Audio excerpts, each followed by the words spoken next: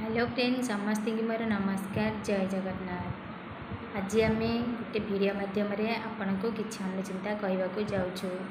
तो शोवा समय केबे भी शोवा घर को संपूर्ण अंधार करने उचित नुहे। अशुभ होता है और भयंकर स्वप्न आसबार संभावना थाए। घर जदि कौन लोक रोगग्रस्त रही था तेज महामृत्युंजय जप करूँ।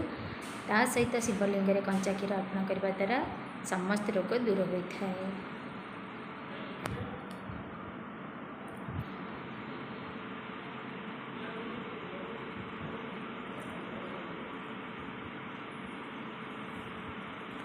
विद्यार्थी माने अत्यधिक समय शोवा उचित नुहे। कल्याणकारी हो न था। कौन शोता व्यक्ति को केवे भी अचानक उठेवा उचित नुहे। अशुभ और अमंगलकारी होता है।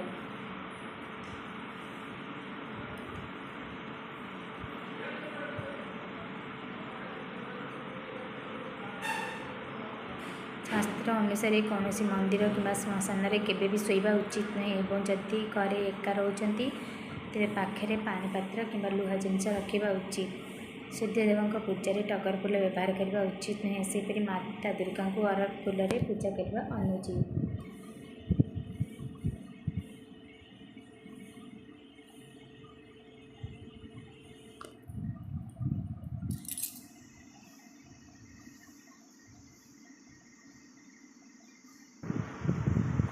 महादेव को पूजा करने समय हलदी तुलसी केतक फूल व्यवहार करने उचित नुहे। सेपरी भगवान विष्णु को पूजा दुदुरा फल व्यवहार कर केबे भी भंगा खट कि अईटा मुहर शोवा उचित नुहे। अशुभ होता है और दारिद्रता